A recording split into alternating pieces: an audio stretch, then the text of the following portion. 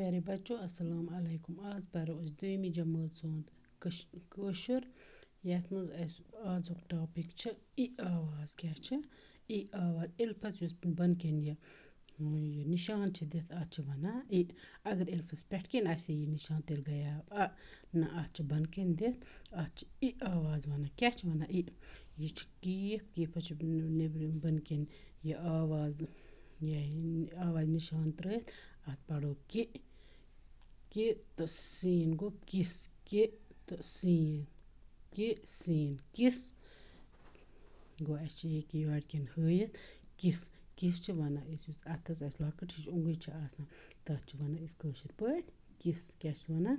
किस पत छ बे कि तो जीम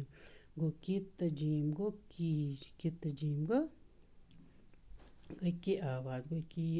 तो जीम गई कीज कीज गई युस जमीन मज लागान कह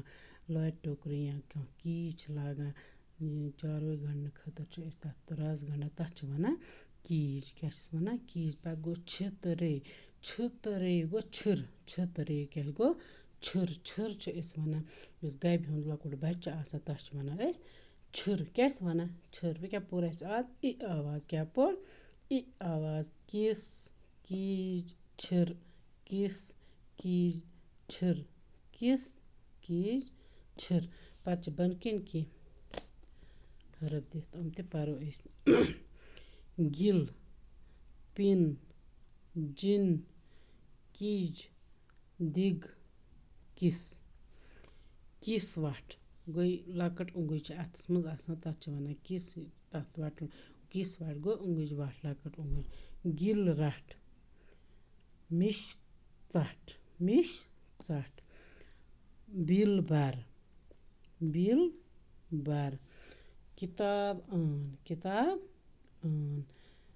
दिल दित पर या गो सबक पर दिल दित। बह दिम अत हेर पे बे तालीम तुम थो ख्याल आवाज छ अस ई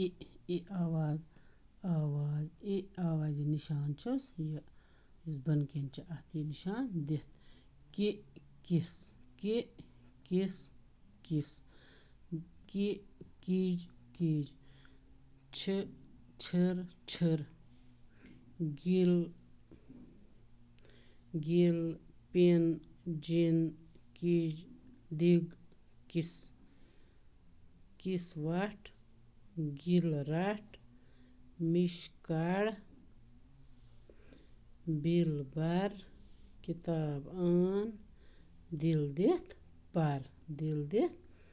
पर। आज पोर अस ई आवाज बच्चों तुम थो ख्याल अत दीजो तुम पान त नजर आज क्या आवाज पोर अस आज पोर अस ई आवाज बकी आवाज छ इम होकुन परमत पत यम यकुन छ तुम पर इंशाल्लाह बे ते मगर अत दीजो तुम पान त घर तालीम करजो याद यह कश्मीरी बाकी वसल।